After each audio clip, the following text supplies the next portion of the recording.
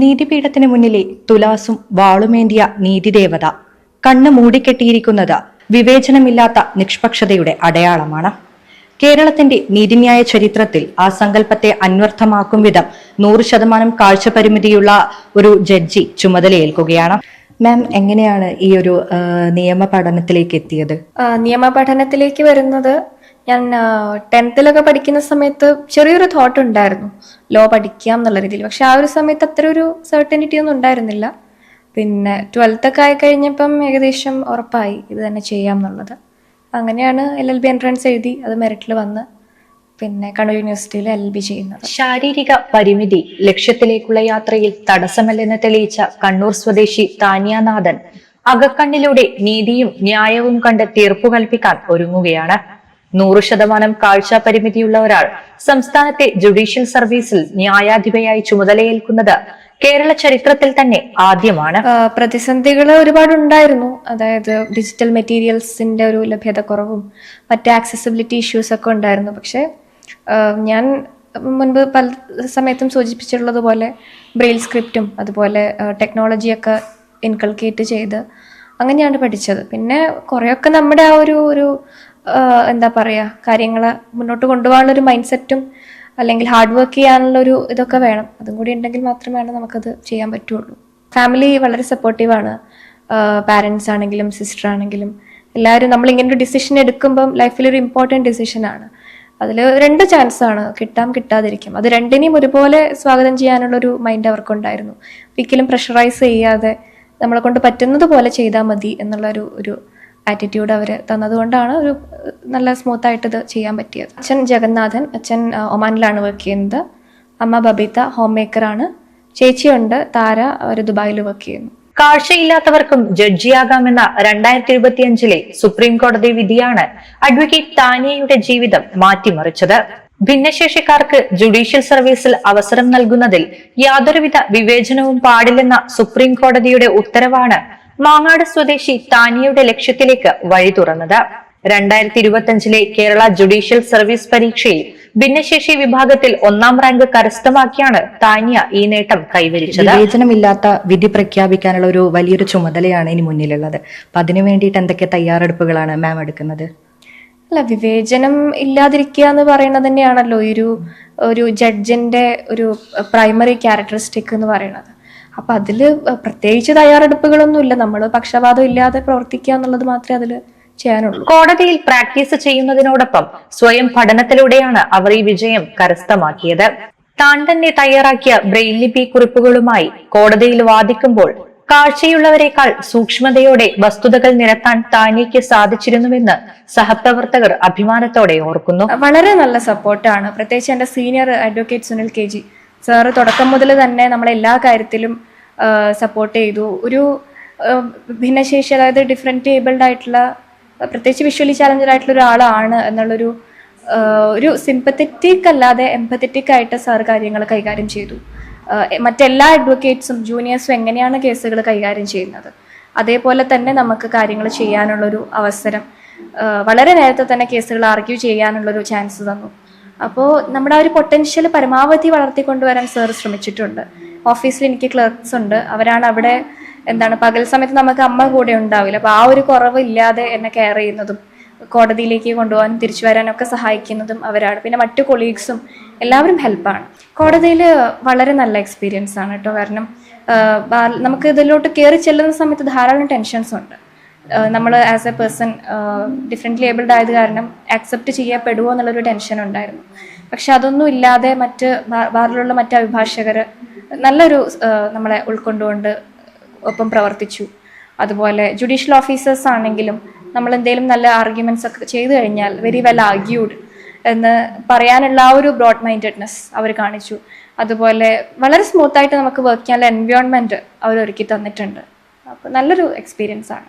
താനിയെ നമ്മുടെ ഓഫീസിലേക്ക് ഇൻട്രൊഡ്യൂസ് ചെയ്തത് ഇവിടെ തന്നെ ഉള്ളൊരു വക്കീലാണ്, സിന്ധു കുറുപ്പ് എന്ന് പറഞ്ഞൊരു അഡ്വക്കേറ്റാണ് ഇങ്ങോട്ട് ഇൻട്രൊഡ്യൂസ് ചെയ്തത്. താനി വരുന്നു എന്ന് പറയുമ്പം, ഇങ്ങനെ ഒരു കാഴ്ചപരിമിതിയുള്ളൊരു കുട്ടി വരുന്നു എന്ന് പറയുമ്പോൾ നമുക്കൊരു വലിയ ടെൻഷനായിപ്പോയി. കാരണം എന്ത് ചെയ്യും, എങ്ങനെ ഈ കുട്ടിയെ നമുക്ക് മാനേജ് ചെയ്യാൻ പറ്റുമെന്ന്. പക്ഷേ വന്ന ഒരാഴ്ചക്കുള്ളിൽ തന്നെ നമ്മുടെ ആശങ്കയ്ക്കൊന്നും ഒരർത്ഥവും ഇല്ലയെന്ന് മനസ്സിലായി. കാര്യം താനിയ വളരെ നന്നായിട്ട് കോടതിയിൽ കേസുകൾ കൈകാര്യം ചെയ്യുന്നുണ്ട്. ഓഫീസിലെ കാര്യങ്ങളൊക്കെ ഡ്രാഫ്റ്റ് ചെയ്യുന്നുണ്ട്, നോട്ടീസ് അയക്കാനുള്ളത് തയ്യാറാക്കുന്നുണ്ട്, കേസുകൾ തയ്യാറാക്കുന്നുള്ളത് മാത്രമല്ല അത് കോടതിയിൽ പോയി ആർഗ്യൂ ചെയ്യലുമുണ്ട്. അപ്പം നമ്മുടെ ആ നമ്മളൊരു ഭയം അതില്ലാതായി എന്ന് മാത്രമല്ല, അവരവരുടെ കാലിബർ നമ്മുടെ മുമ്പിൽ നല്ല രീതിയിൽ തെളിയിച്ചു. അവർക്ക് ഇനിയും ജുഡീഷ്യൽ ഓഫീസറായിട്ടും നല്ല രീതിയിൽ കാര്യങ്ങൾ കൈകാര്യം ചെയ്യാൻ പറ്റും നമുക്ക് നല്ല ഉറച്ച വിശ്വാസമുണ്ട്. താനിയയുടെ വിജയം വരും തലമുറയിലെ ആയിരക്കണക്കിന് ഭിന്നശേഷിക്കാർക്ക് വലിയൊരു പ്രതീക്ഷയാണ് നൽകുന്നത്. ജന്മനാ കാഴ്ചയില്ലാത്ത തനിക്ക് മുന്നിൽ കഠിനാധ്വാനം ചെയ്യുക എന്നതല്ലാതെ മറ്റ് വഴികളില്ലായിരുന്നു. ചെറുപ്പം മുതൽ പഠനത്തിനായി ഞാൻ ചെയ്ത കാര്യങ്ങൾ കൊണ്ട് ഒരു ലക്ഷ്യത്തിന് വേണ്ടി കഠിന പ്രയത്നം നടത്തിയത് മാത്രമാണ് ഇവിടെ സംഭവിച്ചതെന്ന് താനിയ പറയുന്നു. ഞാൻ 1ാം ക്ലാസ് മുതൽ 7ാം ക്ലാസ് വരെ Dharamshala model school for the ബ്ലൈൻഡിലാണ് പഠിച്ചത്. അവിടെ നിന്നാണ് നമ്മൾ ബ്രെയിൽ സ്ക്രിപ്റ്റും ഇതൊക്കെ പഠിക്കുന്നത്. അതിനുശേഷം 8ാം ക്ലാസ് മുതൽ 10ാം ക്ലാസ് വരെ പറശ്ശിനിക്കട ഹൈസ്കൂളിൽ പഠിച്ചു. 11th 12th മൊറാഴ GHSSൽ പഠിച്ചു. പിന്നെ LLB കണ്ണൂർ യൂണിവേഴ്സിറ്റിയിൽ ചെയ്തു. കേരളത്തിൽ ആദ്യമായിട്ടാണ്, ഇന്ത്യയിലും ഫസ്റ്റ് ആണെന്ന് കുറേ സോഴ്സസ് റിപ്പോർട്ട് ചെയ്യുന്നുണ്ട്. 6 മാത്രമേ എനിക്കേ ഉള്ളൂ. അതിൻ്റെ മെയിൻ റീസൺ എന്താ വെച്ചാൽ കഴിഞ്ഞ വർഷമാണല്ലോ ഈ ഒരു പെർമിഷൻ ഹോണറബിൾ സുപ്രീം കോർട്ട് തരുന്നത്. അപ്പോൾ അതിന് ശേഷം ഫസ്റ്റ് ടൈം ക്വാളിഫൈ ചെയ്യുന്നത് ഞാനാണ്. ആ ഒരു രീതിയിൽ അങ്ങനെയാണ് റിപ്പോർട്ട്സ് വന്നിട്ടുള്ളത്. അത് മാത്രമേ എനിക്കും അതിനെപ്പറ്റി അറിയുള്ളൂ. ഞാൻ എക്സാക്ട്ലി 1.5 years ആയി. 2024 ഓഗസ്റ്റ് മുതലാണ് പ്രാക്ടീസ് ചെയ്യുന്നത്. ഈ ഒരു ഷോർട്ട് പീരീഡിൽ ഒരു ജഡ്ജി എന്ന ഇതിലെത്തിയപ്പോൾ എങ്ങനെയാണ് ഫീൽ ചെയ്യുന്നത്? വളരെ സന്തോഷമാണ്. കാരണം ഒരുപാട് പേര് ഇതിനു വേണ്ടി ശ്രമിക്കുന്നുണ്ട്. ഒരുവിധം എല്ലാ അഡ്വക്കേറ്റ്സും എഴുതി നോക്കുന്ന ഒരു എക്സാമാണ്. അപ്പം പലരും കുറേ അറ്റംപ്റ്റ്സ് ഒക്കെ എടുത്തിട്ടാണ് ഇത് ക്രാക്ക് ചെയ്യുന്നത് എന്നൊക്കെയാണ് നമ്മൾക്ക് അറിയുന്നത്. ആ സമയത്ത് ഞാനും വിചാരിച്ചിട്ടുണ്ടായിരുന്നത് അങ്ങനെയൊക്കെ നമുക്കും വരുള്ളൂ. പക്ഷേ ഒരു നിയോഗമായിരിക്കാം ഇത്രയും വേഗത്തിൽ ഇത് ചെയ്യാൻ പറ്റി. ഫസ്റ്റ് റാങ്കോട് കൂടിയല്ലേ മാം നേടി അച്ചീവ് ചെയ്തിരിക്കുന്നത്.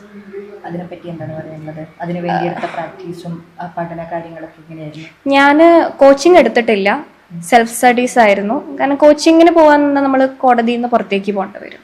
അപ്പം ഞാൻ അതിന് റെഡി ആയിരുന്നില്ല. കാരണം എല്ലാം പ്രാക്ടിക്കലാണല്ലോ ആഫ്റ്റർ ഓൾ. അപ്പം നമ്മൾ കോർട്ട് റൂം പ്രാക്ടീസ് വിട്ട് കഴിഞ്ഞാൽ ഇതിലേക്ക് നമുക്ക് വരുമ്പോൾ പ്രൊസീജിയർ അറിയാത്തൊരവസ്ഥ വരും. അതില്ലാതിരിക്കാൻ വേണ്ടി ഞാൻ രണ്ടും കൂടെ സൈമിൾട്ടേനിയസ്ലി കൊണ്ടുപോവാണ് ചെയ്തത്. പിന്നെ പ്രിലിംസും മെയിൻസും സെൽഫ് സ്റ്റഡീസ് ചെയ്തു. മെയിൻസിന് കിട്ടിയപ്പം ഇൻ്റർവ്യൂ ഇതുവരെ അറ്റൻഡ് ചെയ്തിട്ടില്ല.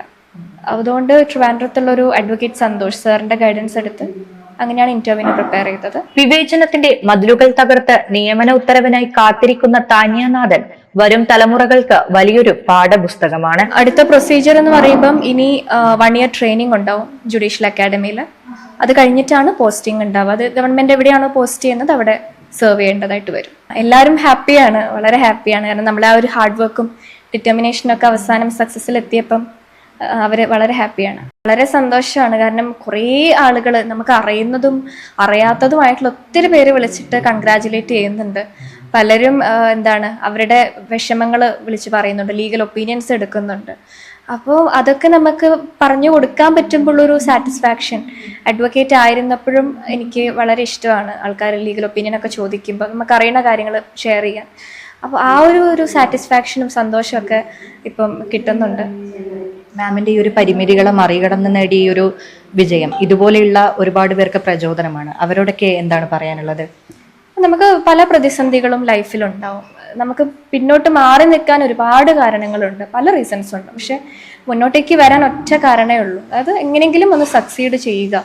ആ ഒരു റീസണെ ഫോക്കസ് ചെയ്തുകൊണ്ട് വർക്ക് ചെയ്ത് കഴിഞ്ഞാൽ എല്ലാവർക്കും സക്സസ് ഉണ്ടാവും. വളരെ എക്സൈറ്റഡ് ആണ്. കാരണം ഇതുവരെ സിസ്റ്റത്തിന് പരിചയമില്ലാത്തൊരു കാര്യമാണ് സംഭവിക്കുന്നത്. അപ്പോൾ ആ ഒരു എൻവയോൺമെന്റിലേക്ക് കയറി ചെല്ലുമ്പോൾ ഉള്ളൊരു എക്സൈറ്റ്മെന്റ് ഉണ്ട്. അത് എനിക്ക് അങ്ങനെ എക്സ്പ്രസ് ചെയ്യേണ്ടതെന്ന് പോലും സത്യം പറഞ്ഞാൽ അറിയില്ല. ഇരുളടഞ്ഞ ലോകത്തിരുന്നു കൊണ്ട് നിയമത്തിന്റെ വെളിച്ചം സ്വയം കണ്ടെത്തിയ താനിയനാഥൻ എന്ന 24-കാരി കാഴ്ചയല്ല മറിച്ച് കാഴ്ചപ്പാടാണ് കരുത്തെന്ന് തന്റെ ജീവിതം കൊണ്ട് തെളിയിച്ചിരിക്കുകയാണ്. കേരളത്തിന്റെ ജുഡീഷ്യൽ സർവീസിലേക്ക് ചരിത്രം നടന്നു കയറുന്നത് കണ്ണടച്ചു പിടിച്ചല്ല, മറിച്ച് നിശ്ചയദാർഢ്യത്തിന്റെ വെളിച്ചവും കൊണ്ടാണ്. കാഴ്ചാ പരിമിതി ഒരു തടസ്സമല്ലെന്ന് തെളിയിച്ച് ജീവിതത്തിൽ മുന്നേറിയിരിക്കുകയാണ് ഈ 24-കാരി. കേരളത്തിന്റെ നീതിന്യായ ചരിത്രത്തിൽ ഒരു പ്രകാശമായി ടാനിയ അറിയപ്പെടും. മാങ്ങാട് നിന്നും നേഹ നായർ, കേരള ഓൺലൈൻ ന്യൂസ്.